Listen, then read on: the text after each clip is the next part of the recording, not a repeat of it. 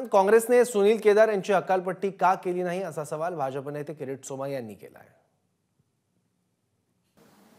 नागपूर सहकारी बँकेद्वारा करोडो रुपयाची लूटमार केली, 5 वर्षाची सजा झाली।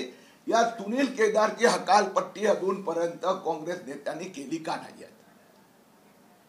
होम ट्रेड घोटाळा हे माझा पीएचडी थिसिस मध्ये मी लिहिलं होतं की नागपूर कोऑपरेटिव्ह बँक आणि यांनी जो कोऑपरेटिव्ह बँकेचा जो होम ट्रेड घोटाळा आहे याचा पूर्ण डिटेल 2001-2002 चा घोटाळा, सुनील केदारची आमदार म्हणून तो हकालपट्टी व्हायलाच हवी, पण त्याचबरोबर काँग्रेस नेते त्याच्यावर केव्हा कारवाई करणार? एबीपी माझा, उघडा डोळे बघा नीट।